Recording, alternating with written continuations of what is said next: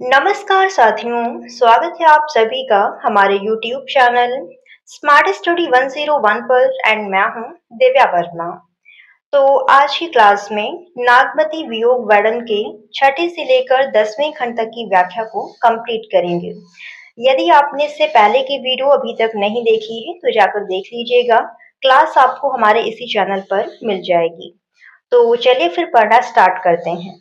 तो छठा खंड कुछ इस प्रकार से है। तो पहली पंक्ति है, भा भादो दूभर अति भारी, कैसे भरों रैन अंधियारी। अब यहाँ पर हम एक एक शब्द का अर्थ समझते हुए व्याख्या को समझेंगे। भा भादो यानी भादों का महीना लग गया है। दूभर कठिन, अति भारी अत्यंत कष्टदायक, कैसे किस प्रकार, भरों पूरी करूं या फिर काटूं, रैन रात, अंधियारी यानी अंधेरी। तो रानी नागमती क्या कहती हैं कि अब सावन के बाद का जो दूसरा महीना है यानी भादों का महीना या फिर वर्षा ऋतु का महीना भी आ गया है और ये रानी नागमती के लिए यानी बारिश का महीना रानी नागमती के लिए और भी कठिन है या और भी पीड़ा से भरा हुआ है। रानी कहती हैं कि अब ये लंबी लंबी रातें वे अकेले किस प्रकार काटेंगी, यानी पति के वियोग में अब ये रातें असह्य बन गई हैं, यानी मुझसे सही नहीं जा रही हैं या फिर ये रातें मेरे काटे नहीं कटती हैं। फिर अगली पंक्ति है, मंदिर सून पियु अंतय बसा, सेज नागिनी फिर डसा।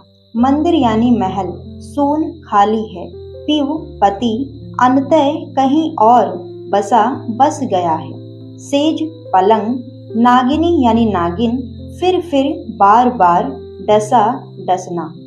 तो रानी कहती हैं कि मेरा शयन कक्ष यानी जो उनका विश्राम का कमरा है वो मेरे पति के बिना एकदम खाली पड़ा है, क्योंकि मेरा जो प्रियतम है, मेरा जो पति है वो तो कहीं और बसा है, क्योंकि राजा कहाँ चले गए हैं, सिंघल द्वीप। इसीलिए रानी कहती हैं कि अब ये सैया यानी कि बिस्तर मुझे नागिन के समान डसता हुआ प्रतीत होता है और अब मुझसे उस बिस्तर पर या फिर उस सैया पर नहीं लेटा जाता।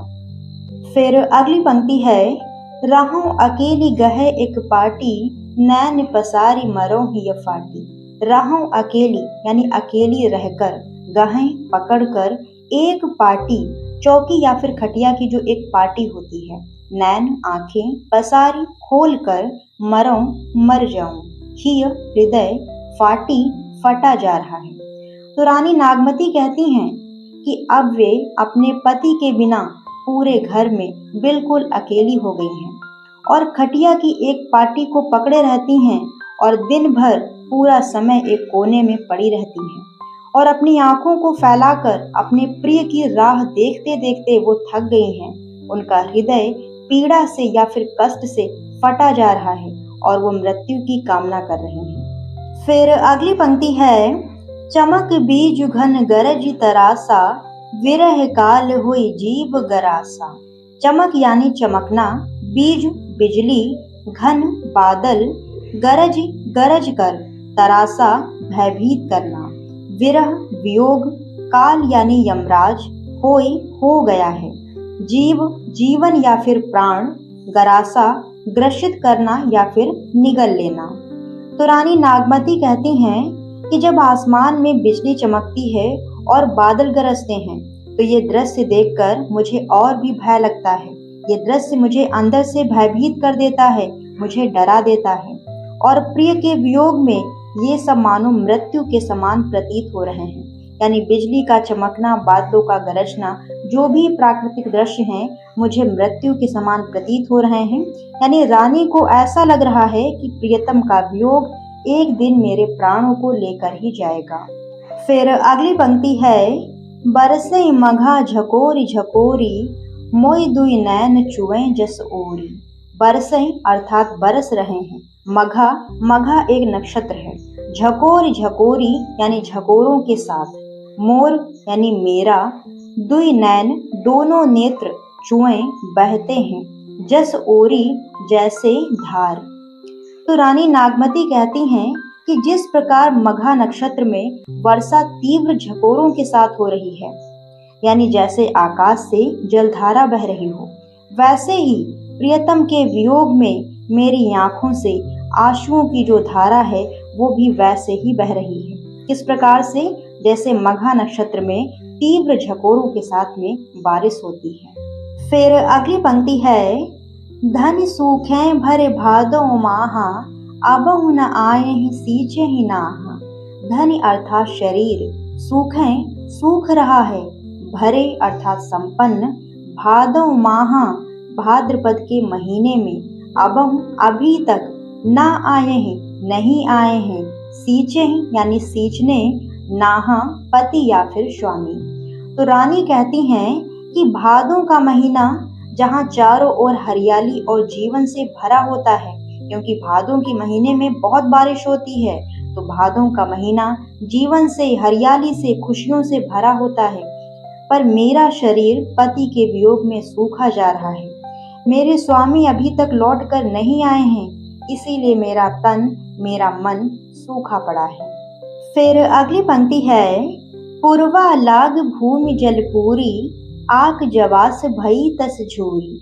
पूर्वा यानी पूरब दिशा से चलने वाली हवा, लाग चल रही है, भूमि पृथ्वी या फिर जमीन, जल पूरी जल से पूरी तरह भर गई है, आग एक पौधा है, जवास जवास भी एक पौधा है, भई हो गई, तस उसी प्रकार, झूरी सूख कर मुरझा जाना।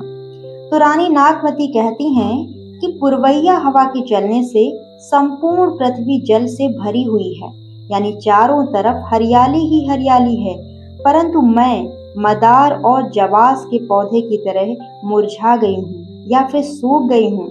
अर्थात बाहर तो हरियाली है, लेकिन मेरे भीतर पति वियोग से सब कुछ सूख चुका है। फिर अंतिम पंक्तियां हैं, जल थल भरे अपूर सब, धरनि गगन मिल एक, धनि जो बन अवगाह मह, दे बोड़त प्यूटेक। थल यानी जमीन, जल पानी, भरे भर गए हैं, अपूर पूर्णतया, सब सब ओर, धरती धरती, गगन आकाश, मिल मिलकर, एक एक समान, धनि शरीर, जोबन यानी यौवन, अवगाह मह यानी डूबा हुआ, दे बूढ़त डूब रही हूँ, प्यू प्रियतम, टेक यानी सहारा। तो वर्षा के जल से पृथ्वी पूर्णतः भर गई है और ऐसा लग रहा है कि धरती और आकाश मानो एक हो गए हों। तो रानी नागमती कहती हैं कि मेरा यौवन भी वियोग के समुद्र में, वियोग रूपी सागर में डूबा जा रहा है। हे प्रियतम, आकर मुझे सहारा दीजिए, मुझे बचा लीजिए, वरना मैं इस अथाह सागर में डूब जाऊंगी। तो व्याख्या यहीं पर समाप्त होती है और अब हम समझते हैं इसका काव्यगत सौंदर्य।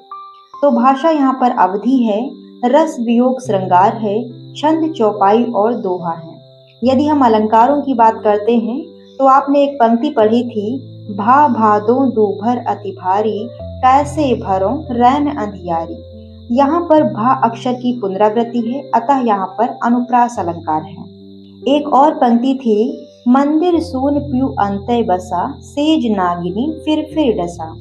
यहाँ बिस्तर को नागिन के रूप में रूपांतरित किया गया है, अतः यहाँ पर रूपक अलंकार है। एक अगली पंक्ति थी, बरसे मघा झकोरी झकोरी, मोर दुई नैन चुए जस ओरी। यहाँ पर आंसुओं की तुलना वर्षा की धारा से की गई है, अतः यहाँ पर उपमा अलंकार है। फिर एक और पंक्ति थी, धनि सूखें भरे भादो माहा, अबहु न आए ही सींचे ही नाहा। तो यहाँ पर एक तरफ तो सब हरा भरा है, लेकिन दूसरी तरफ जो रानी नागमती हैं, उनका शरीर पति वियोग में सूख रहा है, अतः यहाँ पर विरोधाभास अलंकार है। एक और पंक्ति थी, पूर्वा लागी भूमि जल पूरी, आक जवास भई तस झूरी।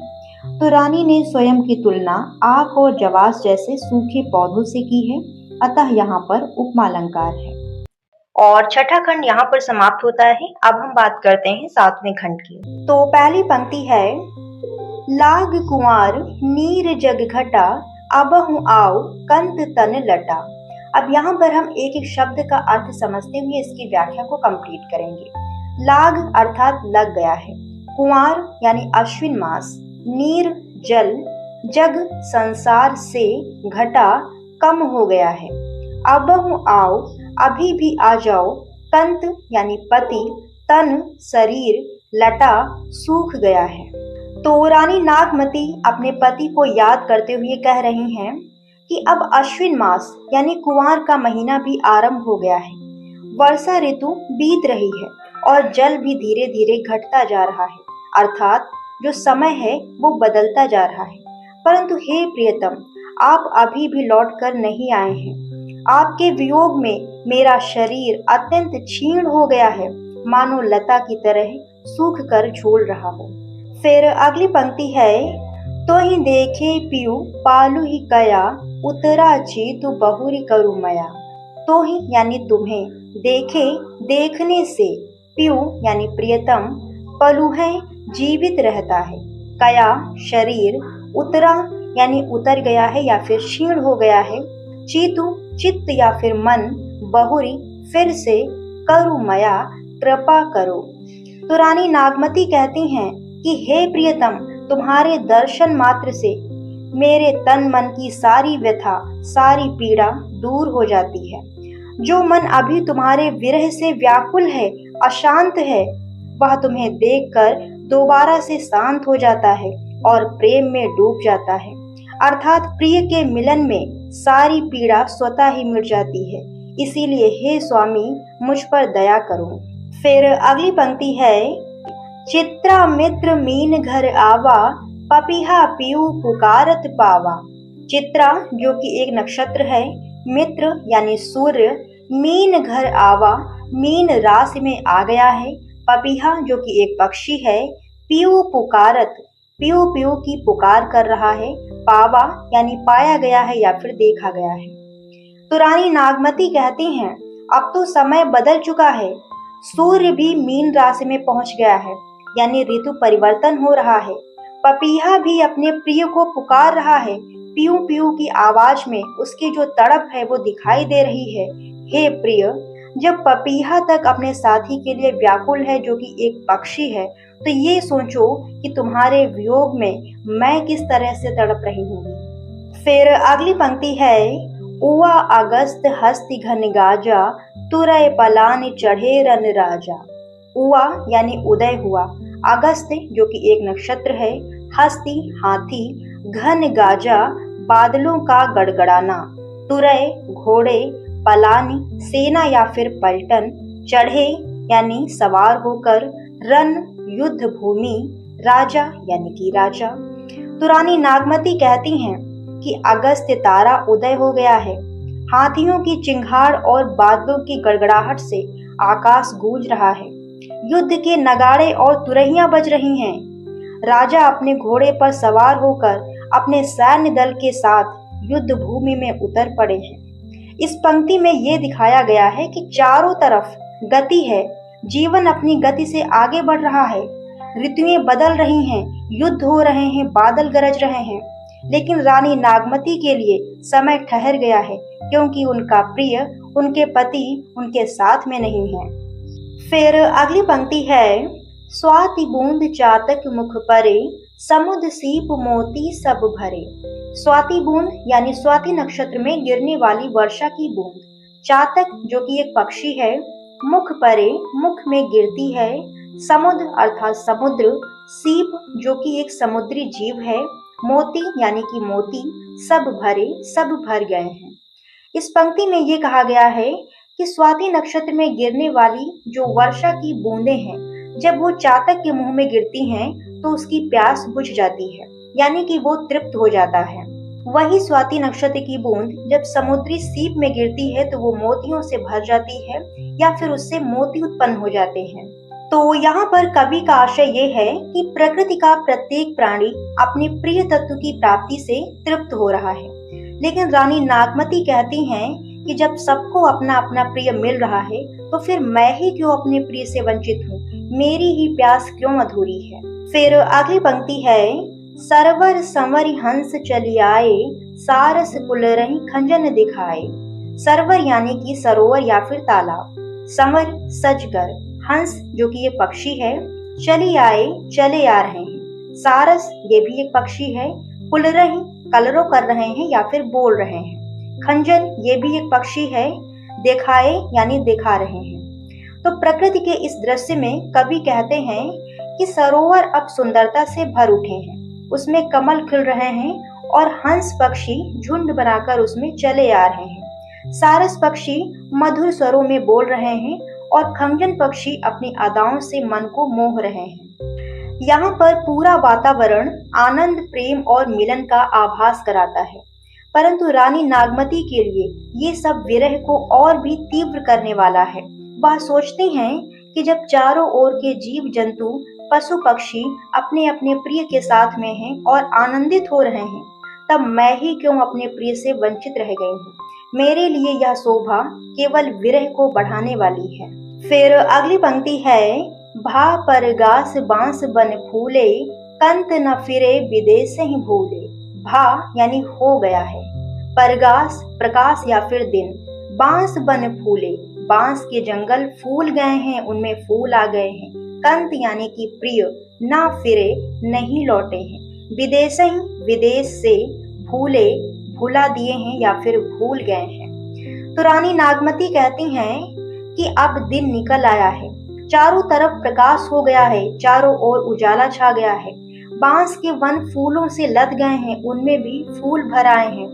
ऋतु परिवर्तन से प्रकृति खिल उठी है। लेकिन हे प्रिय, आप अभी भी परदेश से नहीं लौट कर आए हैं। ऐसा लगता है कि आप वहां जाकर हमें भूल ही गए हैं। फिर अंतिम पंक्तियां हैं, विरह हस्ति तन साले, घाय करे चित चूर, बेगी आय पियू बाजहूं, गाजहूं होई सदूर। विरह हस्ती यानी विरह रूपी हाथी तन शरीर को छाले छलनी करता है, घाय करे घायल कर रहा है, चित्त चूर मन को तोड़ रहा है, बेग आए शीघ्र ही चले आओ, पियू यानी प्रियतम, बाजहूं लड़ो, गाजहूं गरजो, सदूर यानी कि शार्दूल या फिर सिंह। तो रानी नागमती कहती हैं कि हे प्रिय, यह विरह रूपी विशाल हाथी मेरे शरीर को धीरे धीरे छलनी कर रहा है और मेरे चित्त को यानी मेरे हृदय को तोड़ रहा है। हे प्रियतम, शीघ्र ही चले आओ और सिंह की तरह दहाड़ो, लड़ो और इस विरह रूपी हाथी से मेरी रक्षा करो, इस घोर कष्ट से मुझे बचाओ।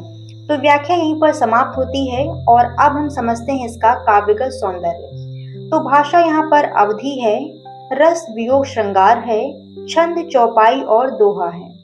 यदि हम अलंकारों की बात करते हैं तो आपने एक पंक्ति पढ़ी थी, चित्रा मित्र मीन घर आवा, पपीहा पीयू पुकारत पावा। यहाँ पर पाक्षर की पुनरावृत्ति है, अतः यहाँ पर अनुप्रास अलंकार है। एक और पंक्ति है, स्वाति बूंद चातक मुख परे, समुद्र सीप मोती सब भरे। यहाँ पर साक्षर की पुनरावृत्ति है। एक और पंक्ति है, सरवर समरि हंस चली आए, सारस कुलरही खंजन दिखाए। यहाँ पर भी साक्षर की पुनरावृत्ति है, अतः दोनों में अनुप्रास अलंकार है। फिर एक अगली पंक्ति है, उवा अगस्त हस्ति घन गाजा, तुरय पलान चढ़े रन राजा। यहाँ पर बादलों की तुलना हाथी से की गई है, अतः यहाँ पर उपमा अलंकार है। एक और पंक्ति है, विरह हस्ति तन साले, घाय करे चितचूर।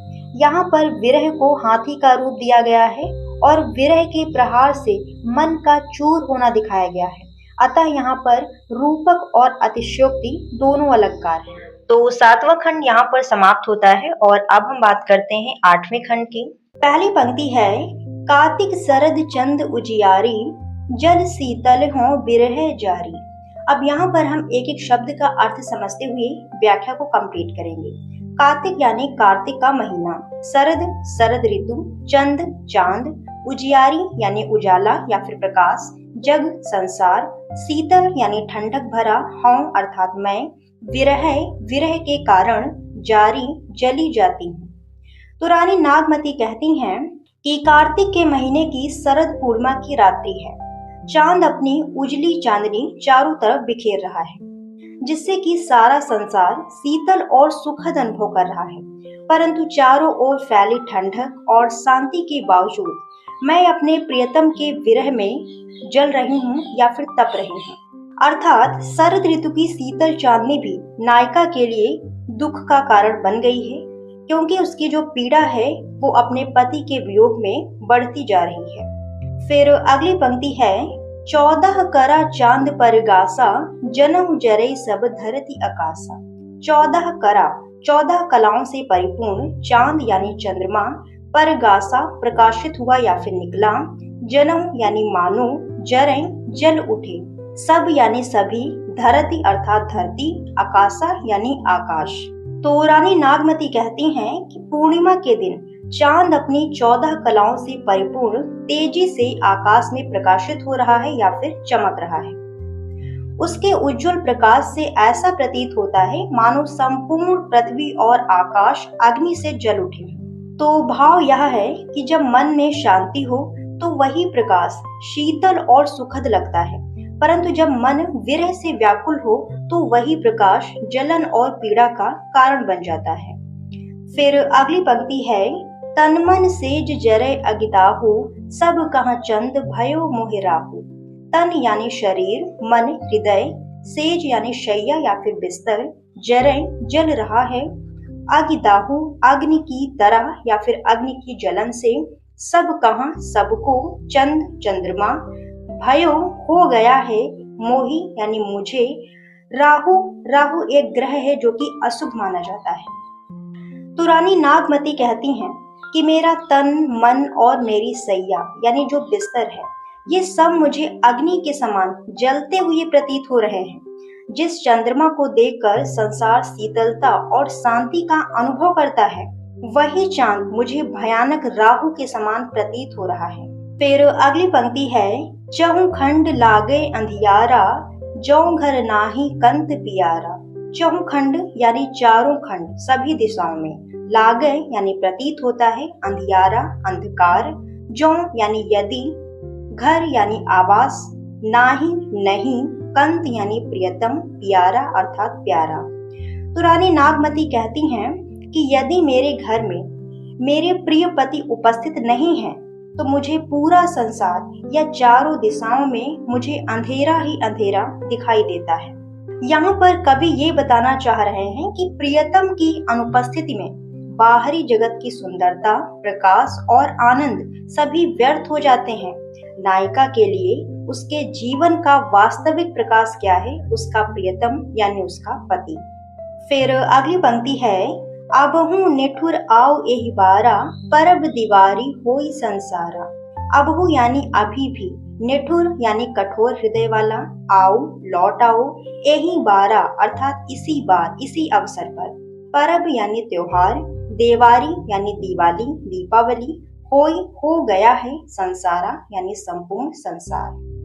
तो रानी नागमती अपने प्रियतम को या फिर अपने पति को संबोधित करते हुए कहती हैं कि हे निष्ठुर प्रियतम, अब ही लौट आओ, पूरा संसार दिवाली का पर्व मना रहा है। अक्सर क्या होता है कि जो भी लोग घर से बाहर गए होते हैं वो दिवाली पर या फिर किसी भी पर्व पर घर वापस लौट आते हैं। इसीलिए यहाँ पर रानी कह रही हैं कि हे प्रियतम, इस दिवाली पर्व के बहाने ही घर वापस चले आओ। यहाँ पर दिवाली का अर्थ है प्रकाश, मिलन, हर्षोल्लास, परंतु प्रिय के बिना जो रानी नागमती हैं वो अंधकार और पीड़ा का अनुभव कर रही हैं। वह स्नेहपूर्ण निवेदन करती हैं कि जैसे पूरा संसार आनंद मना रहा है वैसे ही उसका जीवन भी प्रिय की उपस्थिति से प्रकाशित हो जाए। फिर अगली पंक्ति है, सखी झूमक गामे अंग मोरी, हौ झुराऊं बिछुरी मोरी जोरी। सखी यानी सखियां झूमक झूम कर गाँव में गा रही हैं। अंग यानी उनके अंग प्रत्यंग, मोरी अर्थात मेरा, हूँ मैं, झुरावे दुख से सूख रही हूँ, बिछुरी बिछड़ी हुई, जोरी अर्थात जोड़ी। तो रानी नागमती कहती हैं कि मेरी सभी सखियां अपने अपने पतियों के साथ में झूम कर गा रही हैं या फिर आनंद मना रही हैं, पर मेरा तन और मन विरह के कारण सूख कर दुर्बल हो गया है, क्योंकि मैं अपनी जोड़ी अर्थात अपने प्रियतम से बिछड़ी हुई हूँ। यह स्थिति ये बताती है कि सुख दुख व्यक्ति की भावनाओं पर निर्भर करते हैं। एक ही वातावरण में कोई आनंद ले सकता है तो कोई दुखी भी हो सकता है। फिर अगली पंक्ति है, जेहि घर प्यू सो मनोरथ पूजा, मोह कहाँ बिरह सपति दुख दूजा। जेहि घर अर्थात जिस घर में, प्यू यानी पति, सो वही, मनोरथ यानी मन की इच्छा, पूजा अर्थात पूजनीय, मोह कहाँ मेरे लिए, बिरह अर्थात बिछोह, सवती यानी दूसरी पत्नी, दुख दूजा दूसरा दुख। तो रानी नागमती कहती हैं कि जिन घरों में स्त्रियां अपने प्रिय पति के साथ में हैं, वही घर मनोकामना पूर्ण करने वाला और पूजा के योग्य है यानी पूजनीय है। पर मेरे लिए तो ये स्थिति विरह का कारण बनी हुई है और साथ ही मुझे सौतन का दुख अलग से पीड़ा दे रहा है, क्योंकि रानी को ऐसा लग रहा है कि राजा किसी दूसरी स्त्री के मोह में पड़ गए हैं और इसीलिए शायद वापस नहीं आ रहे हैं। फिर अंतिम पंक्तियां हैं, सखी माने त्योहार सब, गाय दिवारी खेल, हौ का गांव कंत बिनु, रही छार सिर मेल। सखी यानी सखियां, माने मना रही हैं, त्योहार सब यानी सभी त्योहार, गाय अर्थात गाकर, देवारी यानी दीपावली, खेली खेल रही हैं, हर्ष मना रही हैं, हौ का मैं क्या, गांवों यानी गाँव, कंत बिनु प्रिय के बिना, रही रह गई, छार यानी राख, सिर अर्थात सिर, मेली यानी मलकर। तो रानी नागमती कहती हैं कि मेरी सारी सखियां सभी त्योहारों को मना रही हैं और दीपावली के त्योहार को गाकर हर्षोल्लास के साथ में मना रही हैं, पर मैं क्या गाऊं? मैं तो अपने प्रियतम के बिना, अपने पति के बिना ऐसी हूँ मानो सिर पर राख मलकर बैठी हूँ। तो इस पंक्ति में नायिका की पूर्ण निराशा और शोक झलकता है।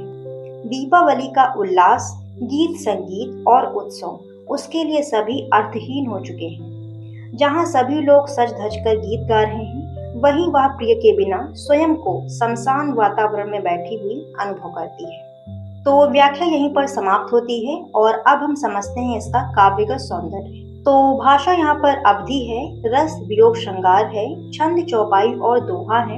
यदि हम अलंकारों की बात करते हैं तो आपने एक पंक्ति पढ़ी थी, कार्तिक शरद चंद उजियारी, जग शीतल हों बिरह जारी। यहाँ पर सारा संसार चांदनी से शीतलता पा रहा है, पर नायिका विरह में जल रही है, अर्थात यहाँ पर विरोधाभास अलंकार है। एक और पंक्ति है, 14 करा चांद पर गासा, जन्म जरे सब धरती आकाशा। यहाँ पर एक शब्द आया है जन्म, जिसका अर्थ होता है मानो।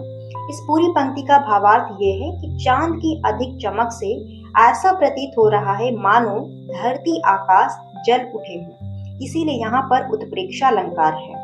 एक और पंक्ति है, चौखंड लागे अंधियारा, जौ घर नाही कंत पियारा। यहाँ पर प्रिय के अभाव में पूरे संसार को अंधकार में बताया गया है, इसीलिए यहाँ पर अतिशयोक्ति अलंकार है। बाकी जो भी पंक्तियां यहाँ पर दी हुई हैं, अगर हम सभी पंक्तियों को देखते हैं तो सब में आप पाएंगे कि विरोधाभास अलंकार छिपा हुआ है। तो 8वां खंड यहाँ पर समाप्त होता है और अब हम बात करते हैं 9वें खंड की। तो पहली पंक्ति है, अगहन दिवस घटा निसि बाढ़ी, दूभर रैन जाय के मिगाढ़ी। अब यहाँ पर हम एक एक शब्द का अर्थ समझते हुए इसकी व्याख्या को कंप्लीट करेंगे। अगहन यानी मार्गशीर्ष का महीना, दिवस दिन, घटा घट गया है, निसी रात, बाढ़ी बढ़ गई है, दूभर कठिन, रैनी रात, जाय की गाढ़ी कैसे बिताई जाए। तो रानी नागमती कहती हैं कि अगहन का मौसम आ गया है, यानी सर्दियों का मौसम आ गया है और जो दिन है वो घटकर छोटे हो गए हैं और रातें लंबी हो गई हैं। ये लंबी बड़ी रातें मेरे लिए काटनी बहुत ही कठिन हो गई हैं। प्रिय के बिना मैं इन रातों को कैसे बिताऊं, कैसे काटूं?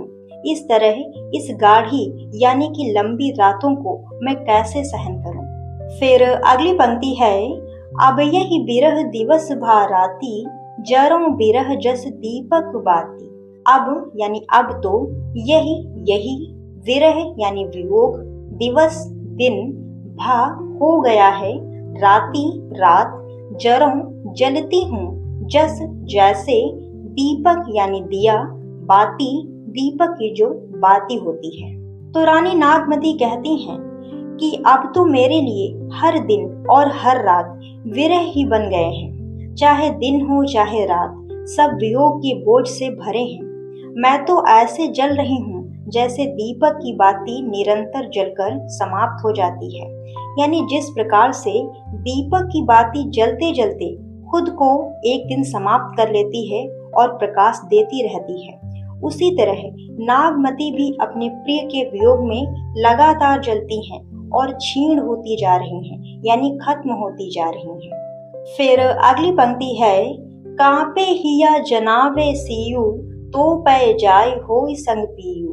कांपे यानी कांपता है, हिया हृदय, जनावे याद कराता है, सीयू यानी पति, तो पै तब तो, जाय जाकर, होय हो पाऊं, संग यानी साथ, पीयू प्रियतम। तो रानी नागमती कहती हैं कि मेरा हृदय विरह से कांपता है और हर पल मुझे अपने प्रियतम यानी पति की ही याद आती रहती है। ऐसे में तो यही लगता है कि अभी मैं उड़कर अपने प्रिय के पास पहुंच जाऊं और उनके साथ हो जाऊं। इस पंक्ति में जो वियोगिनी नागमती हैं, उनकी आतुरता और व्याकुलता का चित्रण किया गया है। हृदय बेचैन होकर प्रिय को याद करता है और मन में ये आकांक्षा जागती है कि किसी तरह मैं उसके साथ हो पाऊं, मैं उसके संग हो जाऊं। फिर अगली पंक्ति है, घर घर चीर रचे सब काहू, मोर रूप रंग लेगा नाहू। घर घर यानी प्रत्येक घर में, चीर यानी वस्त्र, रचे पहनकर, सब काहू सब लोगों ने, मोर मेरा, रूप रंग यानी सुंदरता या फिर आकर्षण, लेगा छीन ले गया, नाहू पति। तो रानी नागमती कह रही हैं कि हर घर में, प्रत्येक घर में जो औरतें हैं वो नए नए वस्त्र पहन रही हैं, सज धज रही हैं, लेकिन मेरा सौंदर्य, मेरा रूप रंग तो मेरे प्रियतम, मेरे पति ही लेकर चले गए, यानी उन्हीं के साथ में सब कुछ चला गया। उनके बिना मैं चाहे कितने ही वस्त्र पहन लूं, चाहे कितना ही श्रृंगार कर लूं, सब व्यर्थ है, सब निरर्थक है। तो इस पंक्ति में एक उपेक्षित स्त्री की पीड़ा का चित्रण किया गया है, यानी दूसरे घरों में जो स्त्रियां हैं वो श्रृंगार कर रही हैं, हर्षोल्लास में हैं, परंतु नागमती को लगता है कि उनका जो सौंदर्य है वो उनके प्रियतम के साथ में ही चला गया है, इसीलिए उसका जो श्रृंगार है वो निस्तेज है, यानी फीका है। फिर अगली पंक्ति है, पलट न बहुरा गा जो बिछोई, अबहू फिरे फिरे रंग सोई। पलट अर्थात पलट कर, ना नहीं, बहुरा गा अर्थात वापस आएगा, जो यानी जो, बिछोई बिछुड़ा हुआ, अबहू अभी भी, फिरे यानी लौट आए। दूसरा यहाँ पर जो फिरे है उसका भी अर्थ है वापस आ जाए। रंग यानी रंग रौनक, सोई वही। तो यहाँ पर रानी नागमती कहती हैं कि जो मेरा प्रियतम मुझसे बिछड़ गया है वह अब शायद कभी भी पलट कर वापस नहीं आएगा। यदि मेरा प्रियतम अब ही वापस आ जाए तो मेरे जीवन में वही रंग, वही रौनक फिर से वापस आ जाएगी। मेरा जीवन फिर से रंगीन हो जाएगा, खुशहाली से भर जाएगा। इस पंक्ति में निराशा और अनन्य प्रेम दोनों का भाव है। नागमती को शंका है कि शायद उनका जो प्रियतम है वो लौट कर ना आए, लेकिन उनके मन की जो डोर है अब भी प्रिय से बंधी हुई है। वो सोचती हैं कि एक दिन शायद ऐसा हो कि जिस दिन मेरे पति वापस आ जाएं। फिर अगली पंक्ति है, सियर अगिन बिरहिन हिय जारा, सुलग सुलग दग्धे हुई छारा।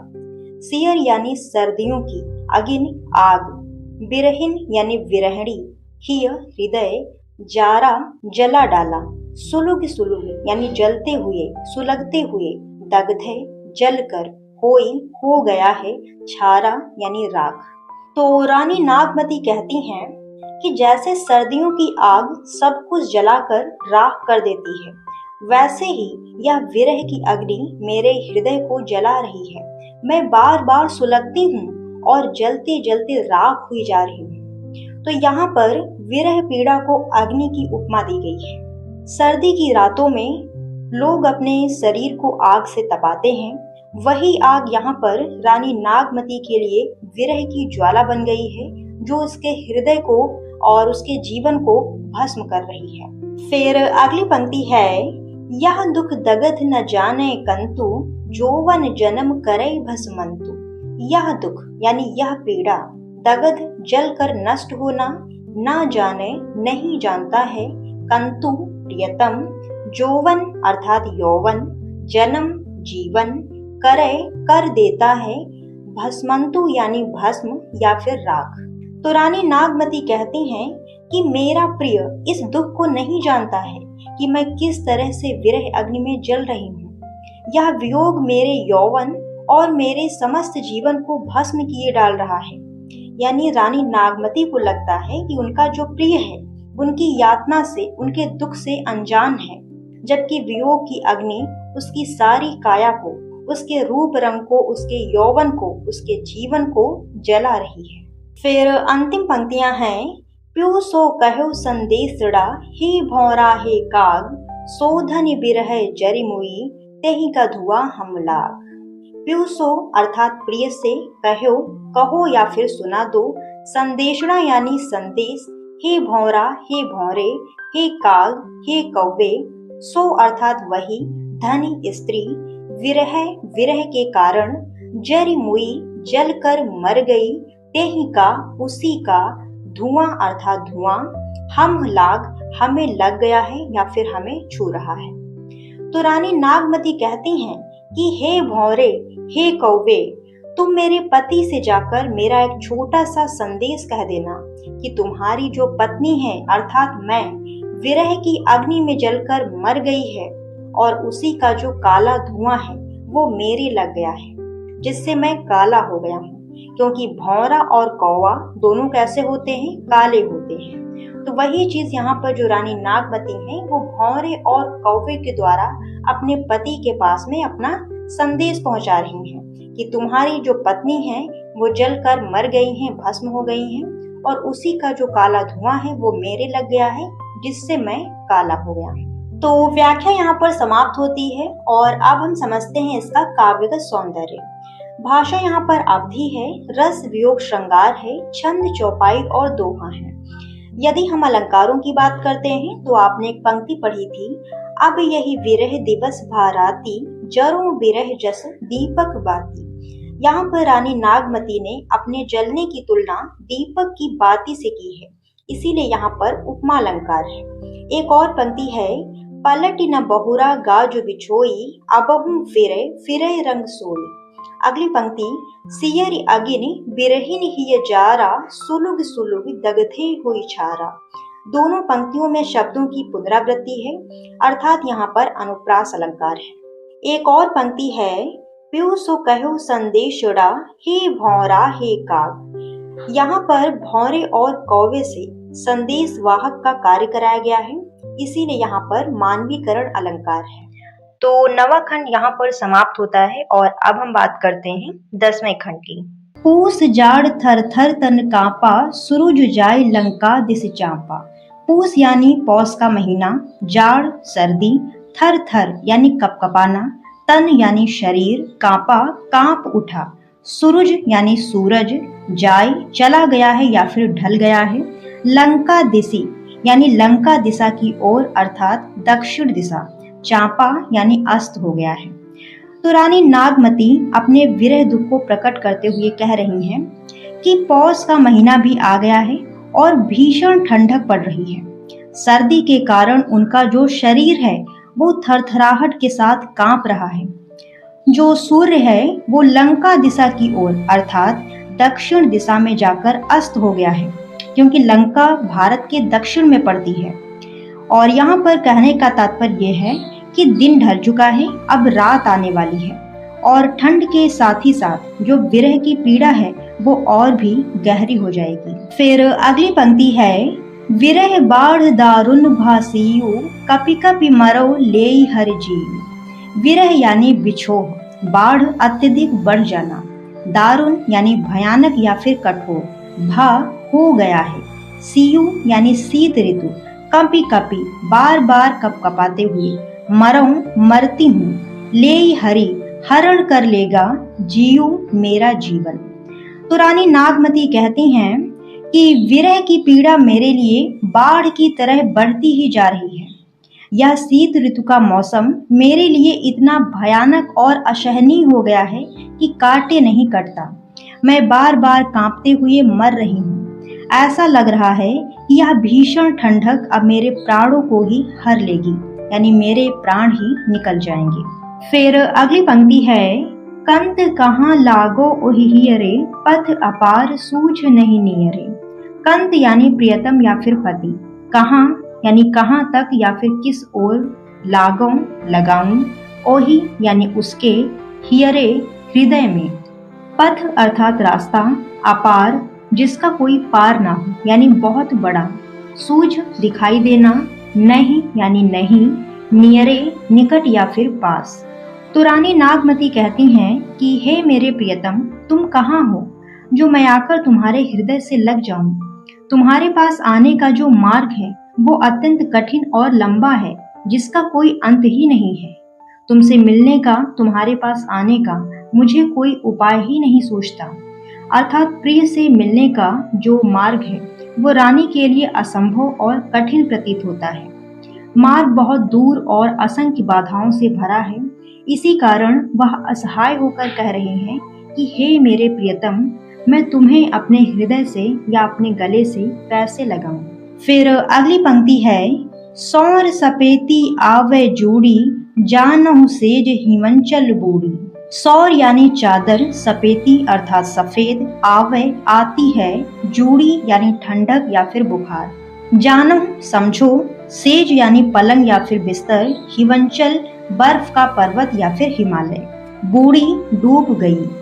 तो रानी नागमती कहती हैं कि जब मैं सफेद रंग की चादर को देखती हूँ तो मुझे जूड़ी आने लगती है, मुझे बुखार चढ़ने लगता है। ऐसा लगता है कि मेरी जो सैया है वो मानो बर्फीले हिमालय में डूब गई है, या फिर जो मेरा बिस्तर है, मेरी जो सेज है वो हिमालय पर्वत के समान एकदम ठंडी हो गई है, बर्फ का पहाड़ सा बन गई है। यहाँ विरह और शीत का मिला जुला वर्णन है, जिसमें शारीरिक जाड़ा हृदय की पीड़ा को और भी बढ़ा देता है। फिर अगली पंक्ति है, चकई निस बिछुरे दिन मिला, हौ दिन रात बिरह कोकिला। चकई जो कि एक पक्षी है, निसी रात, बिछुरे बिछड़ता है, दिन दिन में, मिला मिल जाता है। हौ अर्थात मैं, दिन राती दिन और रात दोनों का समय, विरह यानी वियोग, कोकिला यानी कोयल। तो रानी नागमती कहती हैं कि चकवा पक्षी तो केवल रात में अपने प्रियतम से बिछुड़ता है और दिन होते ही अपने साथी को फिर से पा लेता है, अपने साथी से पुनः मिल जाता है। पर मैं तो दिन और रात हर समय विरहिणी कोयल की भांति दुख में डूबी रहती हूँ। मेरे लिए ना तो रात सुखद है और ना ही दिन, चारों ओर केवल वियोग की पीड़ा ही छाई रहती है। फिर अगली पंक्ति है, रैनी अकेली साथ नहीं सखी, कैसे जिए बिछोही पखी। रैन यानी रात्रि, अकेली अकेली, साथ यानी संग या फिर साथ, नहीं यानी नहीं, सखी सहेली, कैसे किस प्रकार, जिए जिया जाए, बिछोही विरह से पीड़ित, पखी यानी पक्षी। तो रानी नागमती कहती हैं कि रात बड़ी ही कठिनाई से कट रही है, मैं अकेली रह जाती हूँ। मेरे पास ना तो कोई सखी है, यानी मेरा दुख बांटने के लिए मेरे पास कोई सखी सहेली नहीं है, मेरा कोई सहारा नहीं है जो मेरा दुख बांट सके। ऐसे में मेरा जो जीवन है एक वियोगी पक्षी की भांति हो गया है, जिसका साथी उससे बिछड़ गया हो। तो ऐसा पक्षी जिसका जोड़ा उससे बिछड़ गया हो, वह अब कैसे जीवित रह सकता है। यानी बिना प्रिय के यह अकेलापन रात को और भी पीड़ादायक बन जाता है। फिर अगली पंक्ति है, विरह सचान भयउ तन जाड़ा, जियत खाई और मुए न छाड़ा। विरह यानी प्रिय से बिछोह, सचान यानी बाज, भयो हुआ, तन यानी शरीर, जाड़ा शीत या फिर ठंडक, जियत जीवित रहते हुए, खाए खा रहा है, आओ यानी और, मुए मरते समय, न छाड़ा नहीं छोड़ा। तो रानी नागमती कहती हैं कि मेरे शरीर में लगने वाली ये जो ठंडक है, ये जो जाड़ा है, मेरे लिए विरह रूपी बाज की तरह हो गया है। जिस प्रकार बाज पक्षी किसी भी घायल जानवर को जीते जी तो खाता ही है और मरने पर भी नहीं छोड़ता, यानी कोई भी जानवर अगर मर जाए तो जो बाज पक्षी है वो उसे खाने लगता है, और वो जीवित रहता है तब भी खाता है और मरने के बाद में तब भी खाता है। तो वही चीज यहाँ पर रानी नागमती कह रही हैं कि ये जो जाड़ा है मेरे लिए बाज के समान हो गया है, ये जीते जी तो मुझे सता ही रहा है और मरने पर भी नहीं छोड़ेगा। फिर अंतिम पंक्तियां हैं, रकत ढुरा मासू गरा हाड़ भयो सब संख धनि सारस होई ररिमुई प्यू समेटहि पंख।